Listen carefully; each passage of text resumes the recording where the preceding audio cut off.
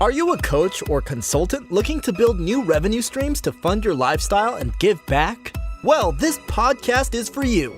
We bring you inspirational guests and solo shows sharing actionable tips to solve many of the struggles you face each and every day. And now, over to your host, Paul Higgins. Hello to the Build, Live, Give podcast. If you're a first-time listener, welcome. And if you enjoy it, please subscribe. If you're a regular, thanks for your support. Love to get your feedback at paul@buildlivegive.com. It means the world to me when you do. Our guest today is someone who was a preschool teacher who changed to corporate to have enough energy left at the end of the day for their own 3 children. They started tinkering with YouTube on the side of their corporate role and was thrust into it full time due to an unexpected layoff. They were consistent for 18 months with creating content on giving more time and less stress. It has hugely paid off as they now have 140,000 subscribers and 254 videos on their YouTube channel. So why listen? The most important actions to start your own YouTube channel. There's absolute gold there. The essential tech needed to kill busyness. And the third thing is the value of automation combined with a virtual assistant. We have a really good discussion on whether you need a virtual assistant, a VA or not. They have kindly given a free guide mentioned in the interview. So now over to Scott Friesen from Simpletivity.com. Welcome, Scott Friesen from Simpletivity.com to the Build, Live, Give podcast. I've been very excited to get you on the show, Scott. So thanks for being here. Hey, thanks for having me, Paul. Really excited to be here on the podcast today. Yeah, well, I must admit, I've been a bit of a fan person. I don't think you can say boy anymore, but a fan person of your YouTube videos. If I ever want to know a little bit more around a key piece of software or tech, I go to you. So we'll dig into that more in a moment. But why don't we kick off with something your family or friends would know about you that we may not? Sure thing. I would probably have to resort to a previous profession in that in my earlier days, I was a preschool teacher. I worked in daycares, worked with young children, and I think that's maybe where I got my start with really honing in on keeping things simple, right? Keeping my instructions simple, keeping my directions simple, and of course the activities, all the finger paint, all the sing-alongs, and that type of thing. So something that people closest to me, they know that about me, but not a lot of people realize that I spent almost 7 years in the world of 3 to 5 year olds. Wow. Well done. Because I know, coaching a soccer team, so my son's soccer team or my daughter's netball team around that age, it was always very challenging, but it was an hour. It may be an hour on the day, so 2 hours a week. But to do it full time, I really take my hat off to you. And why the change? Why did you choose to leave that and go into corporate? Well, probably the biggest change for me is that I was about to start my own family. And so, my wife and I, we had our first son. And a few months after that, I thought, this family's only going to grow on my end. And really one of the things that worried me is that I was going to get to a point where I was going to come home from work and possibly be too tired for my own kids, right? And I didn't want to have to look into my own, 3-year-old's eyes and say, listen, I've been giving piggyback rides to all these other guys and girls. Just give me an hour. Let me recuperate or something like that. So no, I loved it. I really did. I loved working amongst the kids and the other care professionals. But starting my own family is really what led me to make a change. Excellent. And what was that change? What did you go into? So for me, I decided to go back to school, first of all. I went back and got my business degree. And that's really where I started focusing on information systems and technology and IT and software development. And that led me to a new career working for a global software company and working closely with software engineers and product development, and really was able to grasp that passion that I'd always had with technology and computers, but be able to do that on a daily basis. Excellent. I believe you did that for almost 8 years. And what brought about the change to leave a good stable job in an industry that you love to go out on your own? Yeah. So just before, leaving, that corporate world and branching out on my own, I actually made a small change within the organization. The first 4 or 5 years, I was in product development. And I recognized that I really loved showing off the products and teaching others, how to use the various products and the software that we were developing. And so for my last couple of years, I actually transitioned into our talent development teams and not teaching others necessarily about software, a lot more focused on soft skills, whether that be communication and, of course, things like time management and productivity, which I was already very passionate about.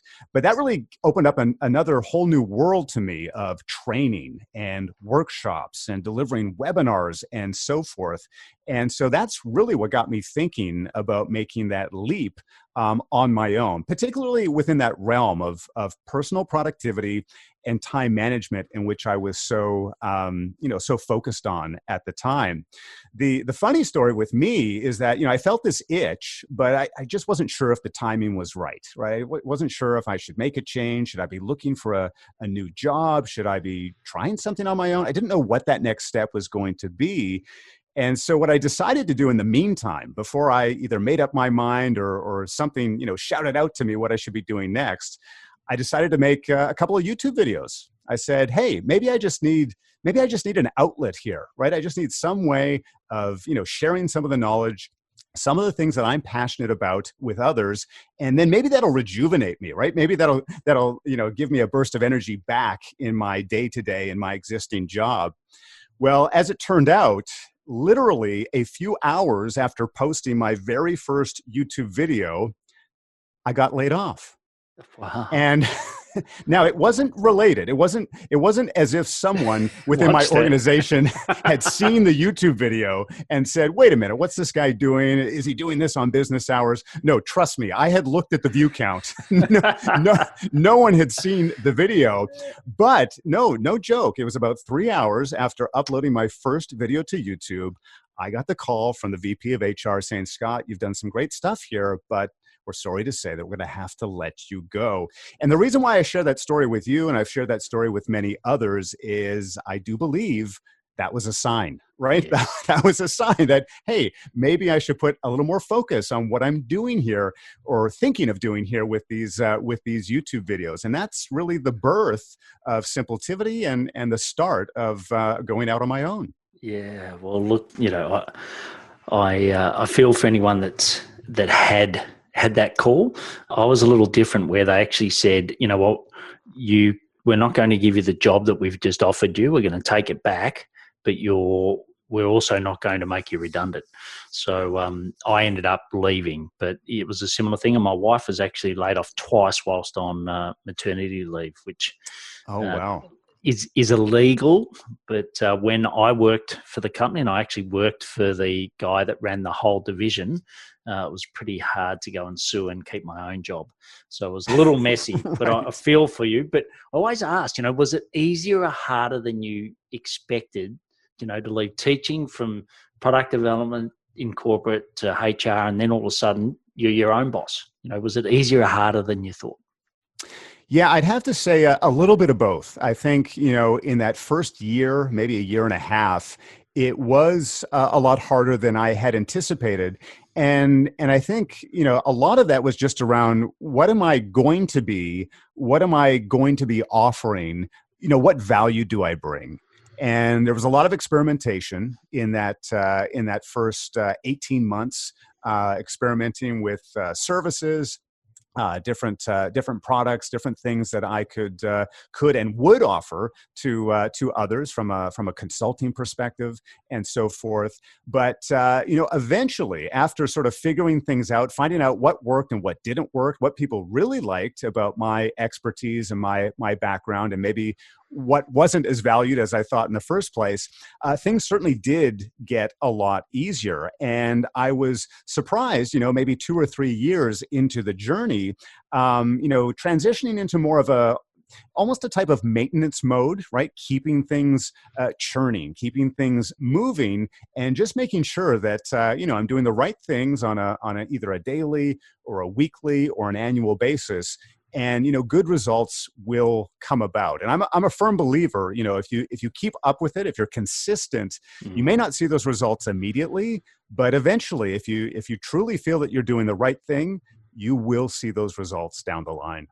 Yeah, well, that was definitely attitude when I launched my first podcast, and that was, well, I think we're up to like 220 episodes or something. But yeah, look, I completely agree. Whether it's, like LinkedIn, we do a lot of work on LinkedIn. It's the consistency of that. Like for me, the podcast, it does definitely pay dividends. And I know that your YouTube channel, which we'll talk more about in a moment, has. And just on supporters, like, we'll talk more about Jenny from a personal perspective, your partner that supported you, but from a business perspective, have you had any mentors or any key people that have helped you, build this fantastic asset that you have? Absolutely. And some fellow YouTube creators definitely fall into that mix, right? I think I'm sure very similar to you, when you first branched out and first started doing podcasting, you probably relied on others and maybe interviewed some other individuals. What worked for them? Yes. What should you stay away from? What should you include in your podcast, and that type of thing? And that's certainly something that I did as well, is reaching out to some people who were already doing it, and really grateful for the time that they gave me.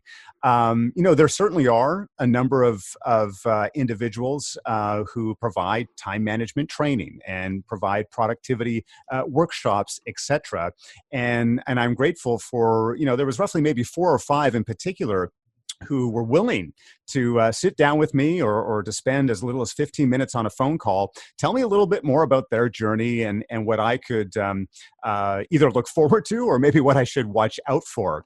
But, at the same time, I would credit a number of my success or the things that I've enjoyed during that time to, a lot of the great resources out there, whether those are, some of the better books that I was able to read or consume during that time, some of the free resources, whether that's free webinars or other YouTube channels that I just followed. Maybe I didn't get an opportunity to speak with the creator themselves, but just following their content, taking notes, trying things out. We're very grateful, or I should say we're very blessed to be in a world where there's so much wonderful free content from experts at our fingertips. So, grateful for everyone who contributed as a part of that journey. Yeah, brilliant. And, I suppose reflecting now, if someone listening now is sort of going through the journey, they're a few steps behind you and I, what are some of the key things that, they need to get right to be successful from your experience? Well, I touched upon this just a few moments ago, but you'll probably see that this is a regular theme with me, and that is consistency, right? That is finding out what is either the lifeblood of your business or the core aspects of your business, and then just making sure that those things happen on a regular basis. For myself, YouTube has slowly grown. It wasn't a key component of my business in the early days, but it has become a much more significant and viable part of it. And I often share with people that, it took me probably 60 to almost 70 videos before I got my first 1,000 subscribers, right? I mean, it took me a good 13, 14 months to get that first 1,000 people who were just willing to click a button. I mean, that's all they had to do, right? They didn't have to put any other effort into it. But it was just producing a new video each and every week. Even if the last week's video was a bomb, even if my view counts were in the dozens at that particular time, just continuing to push through. And again, whether it's a podcast, whether it's a blog, a YouTube channel, or some other type of content, is I'm sure you've heard many, many stories, including here on the podcast, of people who they've got good intentions, right? And they've got great big ambitions, but 6 weeks in, or maybe 12 weeks in, things aren't going as what they expected or what they thought, and they give up. And I think with anything worthwhile, you sort of need to push through. You need to go far enough, I should say, to find out what really works and what really doesn't. And often that might take as much as a year to figure that out. Yeah, and I think that's where it's really important to align, especially with your partner and your family, around how long it will take. I always say to people, say that it's going to take twice as long and you're going to earn half what you expect. And that's the advice I always give to people, because I certainly got that one wrong. Being successful in corporate, I just thought, this is going to be a piece of cake. And I realized that no, it is very different, and it does take time. So great learning. So we'll now move on to the build section. So when someone asks you, hey, Scott, what do you do and how do you add value? How do you best answer that? Yeah, my typical response is that, I help people to focus more time on what they want to do or what they want to get done. And as a result, to experience less stress as a part of their workday.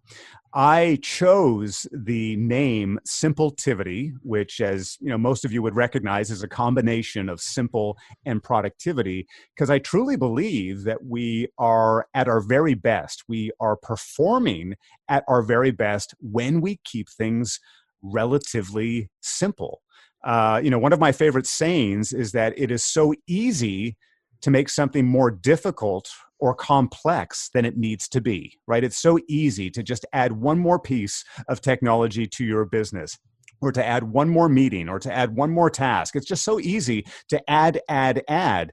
And I think we need a little more discipline, not a lot, just a small amount of discipline, so that we can focus on those things that are truly most important in our life. And although most of my work is focused on, our businesses, our careers, and our work life, many of my teachings transcend into our personal lives as well, because we want to enjoy the most of our time with our families, with our friends, on the weekends or the evenings, and whatever other passions that you may have, you want to maximize that time as well. So, really helping people to be as productive as they can, but enjoying less stress at the same time. Yeah, I think that's so important. And I know for me, I've definitely gone on a journey of having so many apps. I said, off air that, I collect technology. It's, I used to have a tech consulting company. We sold that, but, it was my living, but, it's something that I love to do. And I agree that, sort of stripping that back. And at the moment, certainly in these really difficult times, I think it's a great chance to look at, you're probably spending more time home with your family. You're working from home more than you ever have before. It's about, what can I strip back? So I think that's, I'm very much in alignment with what you've said. And what do you know about, trying to find more time to do what you love to do or what you're really good at? What are some things that you know about that others may not? Well, I think something which affects most of us, and especially those of us who either run our own business or are entrepreneurs ourselves, is that we don't have a lot of firm boundaries when it comes to our work life, right? If you're the one who owns the business, or you're the one who's in charge of running the business, you're often expected to be on call 24/7, to sort of be in the know and managing that business at all times. And even beyond that, even if you don't run your own business, many of us have more flexible work hours than ever before. Of course, something like COVID has maybe accelerated how many of us are now working remotely or working from home. But I'm a firm believer that you do create some firm boundaries when it comes to your workday, whether that is working from an office, or whether that's working from home, or maybe even just taking a vacation, right? Doing something as simple as leaving the tablet or leaving your laptop at home. So, for myself, I try to keep a cap on how many hours I'm working per day, that I finish up in plenty of time so I can enjoy my dinner with my wife and our kids together, that I can enjoy the rest of the evening.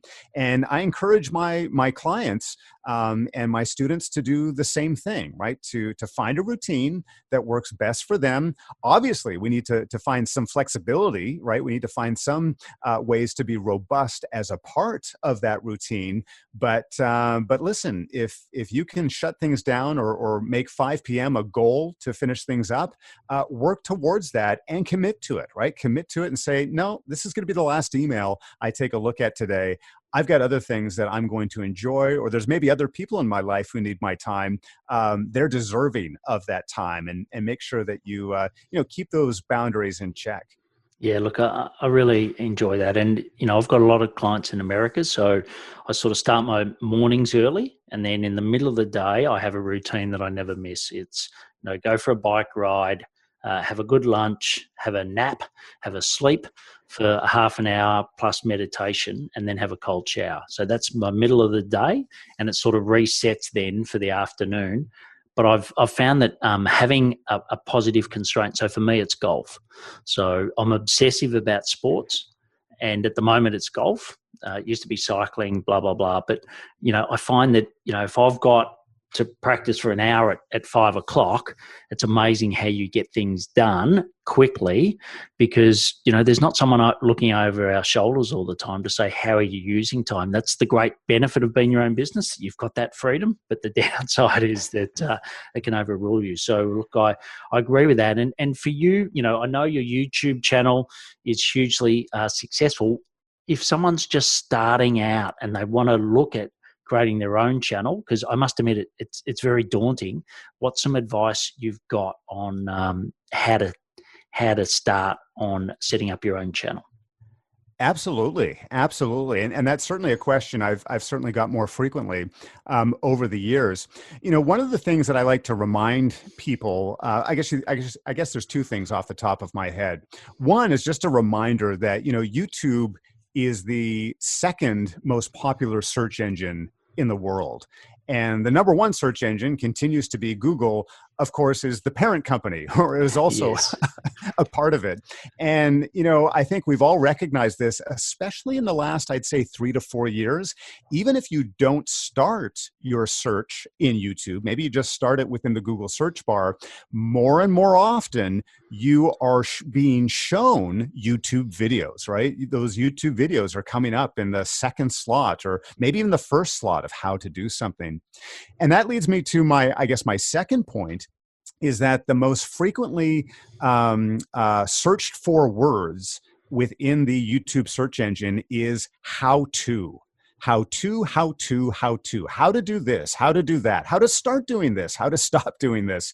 And so whatever your business is, whatever it is that you're providing, whatever services you're providing, what are some of the most common how-to questions that you receive, right? When it comes to a potential client, what are some of the how-to questions that they're either searching for or that they're asking you directly? And can you answer that in hopefully a relatively efficient manner, but can you answer that in a relatively short video? Can you be succinct and tell them what they need to know, which is going to sort of naturally lead them to explore more of your content, or perhaps ultimately get them into your website? And so, when in my early days of the Simpletivity YouTube channel, I had the camera on me, and I was talking directly to the lens, and my videos were actually quite short. They were actually, in many ways, probably too short for their own good, roughly around 2 minutes in length. And what I discovered is that didn't really appeal to a lot of individuals. That really didn't appeal to a wider audience. I was giving fairly high level advice, right? It wasn't really that tangible. It wasn't something that was terribly actionable. And maybe it wasn't that very entertaining either. And it wasn't until several months down the road when I decided to produce a couple of videos where I simply recorded my computer screen, and I would just show people how to do some things within tools they were already using, like Gmail or like Trello or some other popular productivity tools. And I realized that people really enjoyed those videos so much more. They were getting some, tangible goods out of it. They were getting a solution to their problem. They could follow along in a 5 to 7 minute video, and now they could do that same thing. They could apply that same filter to their email, or they could start managing their to-do list directly from within their calendar. So I guess, in summary, my advice would be, what are some of those most frequently asked questions that you receive within your industry or amongst your clients? And could you convert those? Could you use that and produce a video to, at the very least, begin your channel? And your videos are are fantastic, very professional. I hear a lot of my clients and myself sort of thinking, look, a video, a podcast, it's easy to record, etc. But a video takes time. And do I have to be at the same quality of Scott, as an example, versus getting something out that's got value, but it's not of high production value? Yeah, my advice, coming back to sort of that key word again, is consistency. In my opinion, consistency is more important than quality. And that, you can have the most expensive camera available to you. You can have that $1,000 microphone that you're using. You can have the perfect lighting. You can have everything set up for this ideal video. But you know what? If the content isn't very good, no one's going to care, right? No one's going to care that you've got this pristine lighting and your shirt looks great and you've got this fantastic background behind you. If the content isn't any good, no one's going to continue to watch that content. And, from my own experience, I've routinely been surprised that some of my videos, which I don't think were, overly polished, maybe I even purposely left in a few mistakes, a few ums and ahs, or maybe I even clicked the wrong box if I was showing them a tutorial. Some of those videos actually turned out to be some of my most popular videos. And I wouldn't have expected that. I wouldn't have anticipated that. But again, if you're showing good quality content, I would say focus less on the production value, focus more on what you're actually sharing or what you're giving the viewer. And how important are thumbnails?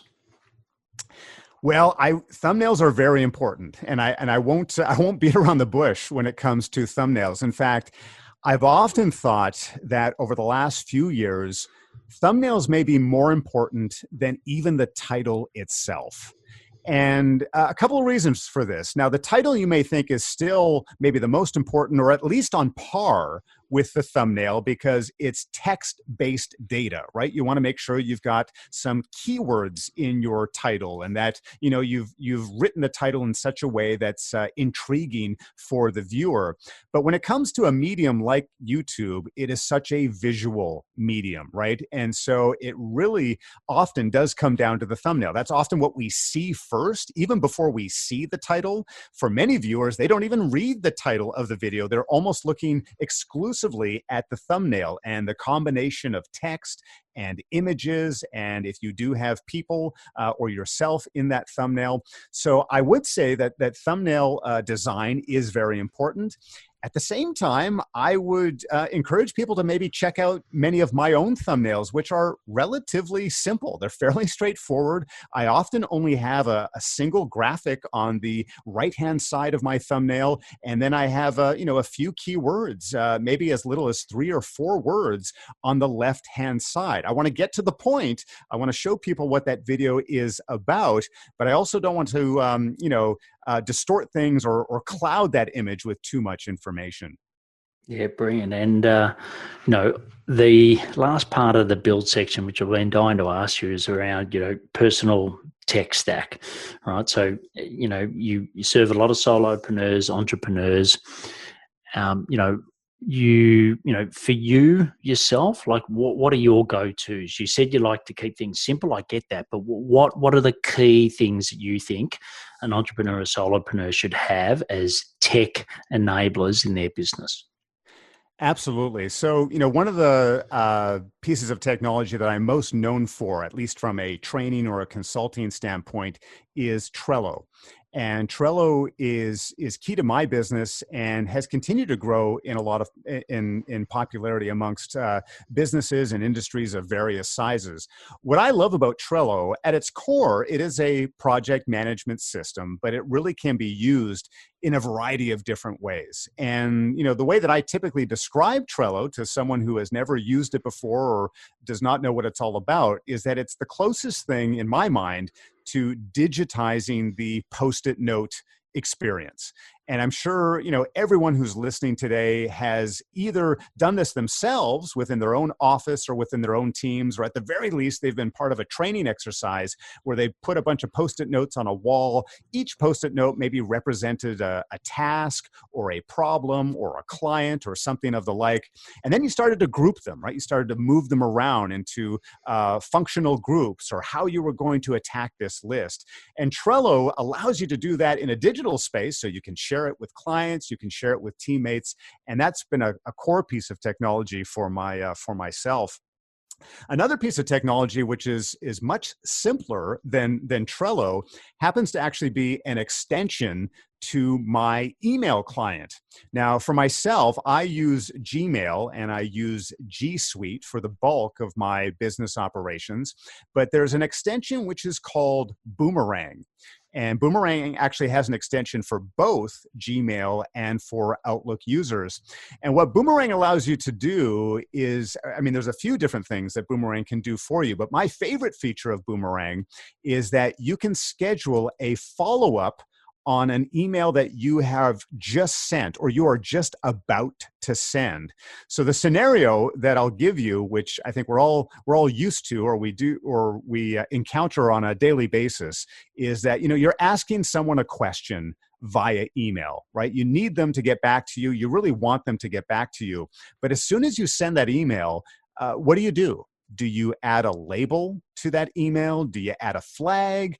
Do you set a reminder for yourself in your calendar? How are you going to manage to remember that you need to check in with that person if they don't get back to you?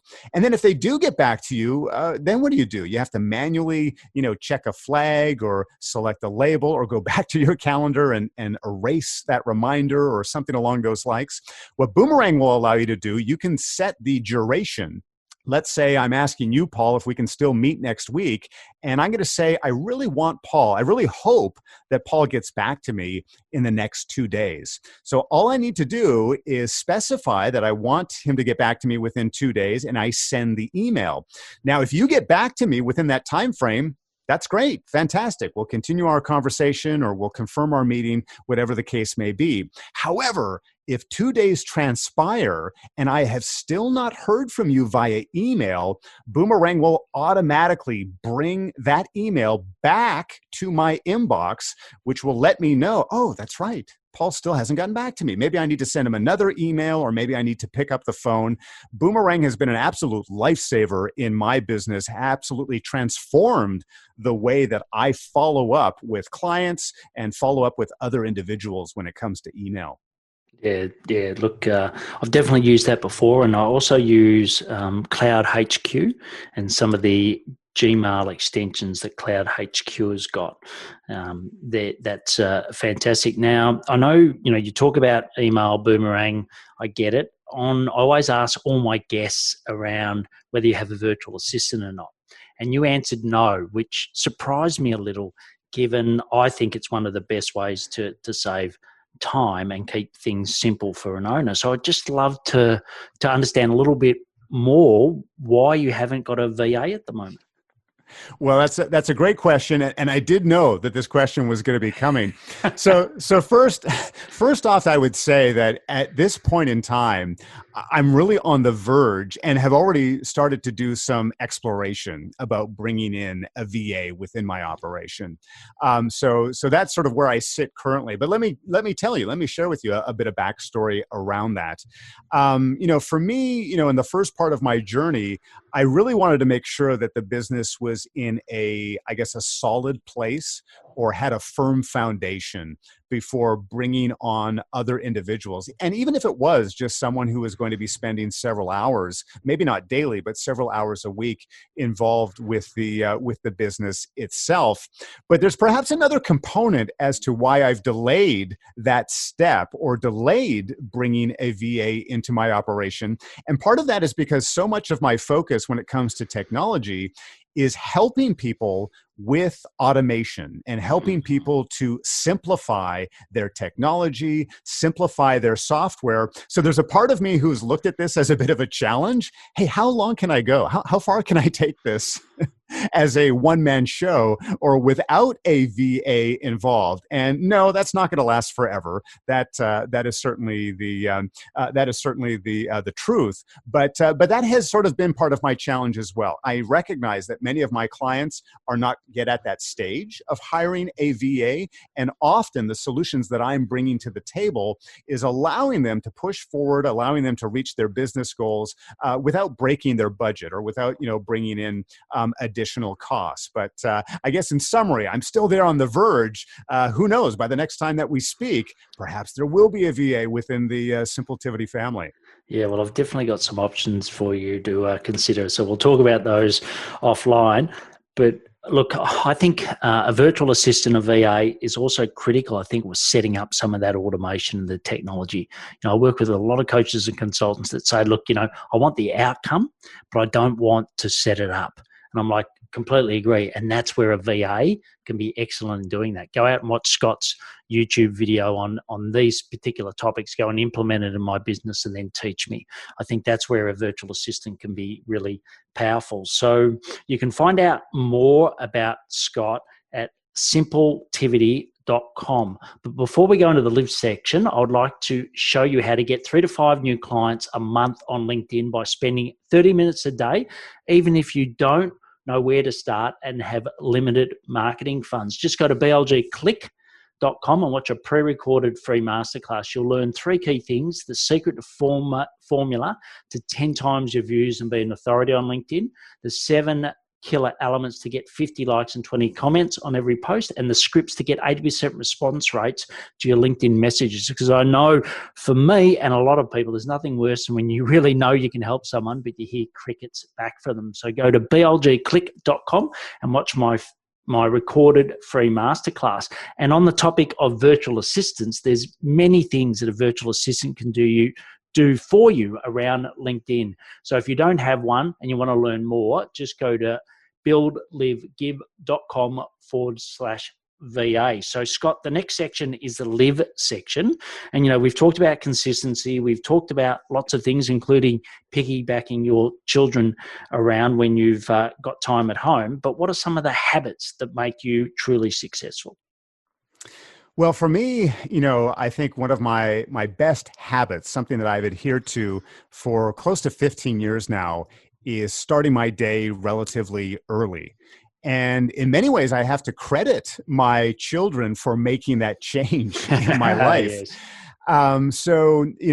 Roughly 15 years ago, I was living in a part of Vancouver which had a very high concentration of crows. Now, I'm certainly not an expert when it comes to animals or biology, but for some reason, this neighborhood had an extremely high concentration of crows. And at the same time, my sons were quite young, roughly 1 and 3 was their age. And what I found is that, I set my alarm for a pretty typical time, or what I thought was typical, maybe 6:30 or 7 in the morning. But I found time and time again, one of 2 things were waking me up. It was either the crows cawing outside my window, waking me up from my slumber before my alarm, or it was one of my young sons, poking into my back or my elbow with they were sweet voices, but still, when it happens before your alarm goes off, you feel a little agitated in the morning. And what I decided at that point in time is that, I can't do anything about the animal world. I can't do anything about the crows. The crows are going to get up and they're going to caw and crow when the sun comes up. And I really can't do anything, as any parent knows, I really can't do anything about my own kids, because just because you maybe put them to bed a little later, that has often no effect on when they wake up the following morning. So right then and there, after this occurred for several weeks, I decided to go to my search engine and find out, when was the earliest that the sun rises in Vancouver. And what I discovered is that the earliest in the middle of summer, the sun rises is approximately 5:03 a.m. So right then and there, I said, you know what? Starting tomorrow, I'm getting up at 5 a.m. I'm going to beat the crows. I'm going to beat my boys to the punch. No one else is going to get me up except for me and the alarm that I set. And it was one of the biggest differences in my life. It wasn't easy at the beginning to make that change, but I have continued to get up, maybe not always 5 a.m., but typically it's between 5 and 6 is when I start my day. There are fewer distractions. I receive almost no emails at that time. I can guarantee that I'm not going to receive any text messages or phone calls at that time. I can plan out my day. I can focus on what I want to get done. And I can also, fill in things, as I think you mentioned, as a part of your routine, some exercise. I can do some good reading. I can do some meditation as a part of that. But early mornings are a really big part, a really key habit as a part of my day. Excellent. We spoke about Jenny before, your partner of your 3 amazing children. Jenny's listening to it right now, right? So what would you like to say to Jenny about the support she's giving you through this journey? Well, I really have to thank her for her patience. And when she hears this, she's going to laugh because she's often the first one to say that I'm the much more patient person when it comes to our family and when it comes to our relationship. But the reason why I would highlight or recognize her patience is that in those first few years, right, in that first year and a half, when things weren't looking terribly fruitful, when I still wasn't sure, what this business was going to look like and how I was going to generate income, she still had the faith in me to continue on and to keep persevering and to keep making YouTube videos and to keep marketing myself and delivering work maybe at less than I thought I was worth, but it was going to bring me to something else. She had a great deal of patience and was a great strength to me during that time and continues to be to this day. Although the business has flourished in recent years, she is really still that rock and that supporter of what I do day in and day out. Well, the next section is the give section. So what's a charity or community that you're passionate about and why?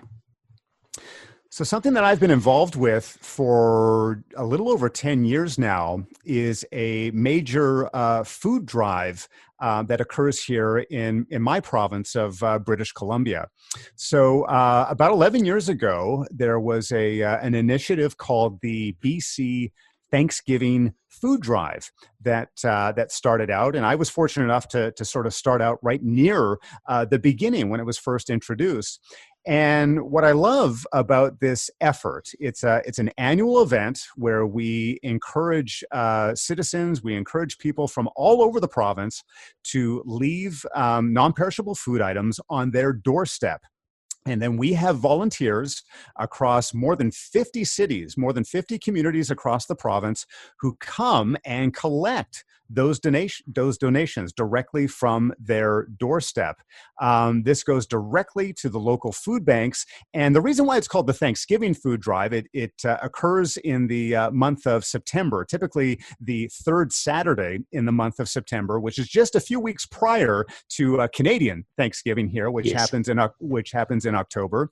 But we often hear about food drives when it comes to Christmas time and when it comes to winter, which is great. I mean, we need to be able to help our fellow citizens and those who may have come upon hard times. But sometimes other parts of the year go neglected. So the weather's still nice in most of BC, and so that's where the effort is here. And I think the other thing what I love about this program, about this effort, is just how easy it is for people to get involved, right? They don't have to travel to a particular destination. They don't have to make an extra trip to their grocery store to buy these food items. They can just find what they already have on hand, leave it in a bag which is provided to them in advance, and then just leave it on their doorstep on a specific Saturday morning. So I love the simplicity of the process, and we've been able to raise more than 500,000 pounds of donated food on a regular basis. So that's something that I'm passionate about.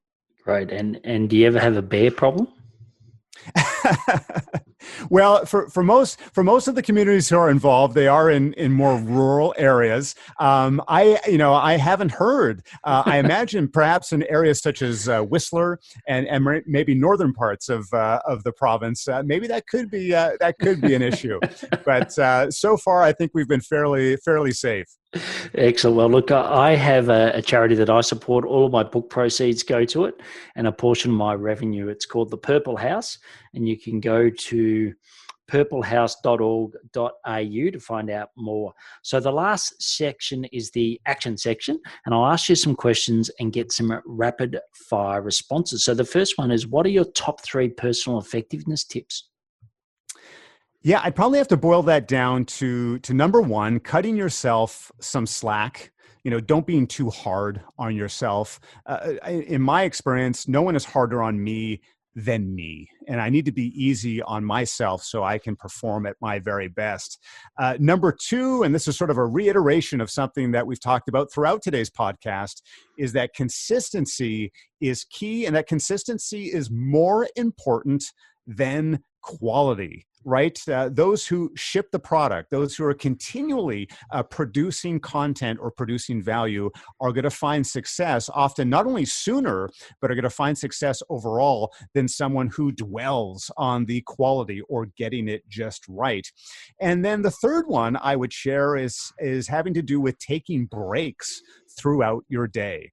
I credit a lot of my own personal efficiency and my own personal productivity to taking breaks throughout the day. I rarely will sit at my desk for more than an hour at a time. I want to take a number of micro breaks and other larger breaks throughout the day so that I can perform at my very best. Yeah, look, I'm the same. I work in 30-minute blocks, so I totally agree. I won't ask you about tech that's essential to running your business because we've covered that. But what is one of the best sources of new ideas for you? For me, I think it's maybe a combination of reading. I try to read a fair number of books throughout the course of the year, and I'm almost exclusively a nonfiction reader. So I credit a lot of ideas to the business books and other self-help and productivity books that I come across over an annual basis. And it probably should come without surprise that YouTube is also a source of inspiration for me, whether that's finding out other tech ideas or new software releases, or just new ways of managing my own channel. So definitely two key sources for myself. Brilliant. And the last question is the big question, and that's why I always leave it to the end. But what impact do you want to leave on the world? Well, I hope when I am dead and gone that some people, maybe not everyone, but some people will look back and say, Scott taught us that there was more to life and more to work than just being busy. Something that I don't think I've shared yet is that my official title within Simpletivity is Busyness Killer. And I really think that there's a pandemic in our world, especially the work world, of just being busy, right? And it's easy to be busy. You don't need any education. You don't need any experience to be a busy individual. But, don't get caught up in the fear of missing out. Focus on what's most important to you or what's most important to your organization. And you're going to not only see those benefits, you're going to feel better as well. So I hope, even if it's just a small imprint on this world, that I can teach people to enjoy their lives and perhaps more importantly, enjoy their businesses in a simpler fashion. Excellent. Well, look, it's been wonderful having you on the show today, Scott. As I said, I'm definitely a fan person of your YouTube channel. You put out a lot of value, and I highly recommend people go and look at Simpletivity on the YouTube side, but you can also simpletivity.com. And Scott's given us a free guide as well for everyone listening today. So you can go to simpletivity.com/free, and everything mentioned here will be in the extensive show notes that we put out. So Scott, brilliant to have you on, and thanks for sharing your wisdom today. You are most welcome, Paul. Thank you for having me on today's podcast. Excellent. Enjoy your day. Bye. Take care. I really rate Scott's YouTube channel, and he is the go-to consultant for Trello. So if you want to know something about Trello, go to Scott. You can get all of the links and everything mentioned in the show notes. Just go to buildlivegive.com. I'd love to know, what is your biggest takeaway from Scott? Please share on your socials mentioning Scott and Simpletivity. If you believe someone you know would benefit from the show, please share. You can learn the 3 steps to find and convert your ideal clients on LinkedIn in the free pre-recorded masterclass at blgclick.com. So that's blgclick.com. Please take action to build your business and lifestyle, and stay well. Thank you for listening to the Build, Live, Give podcast. If you like what you heard, please subscribe and leave us a review. It would mean the world to us.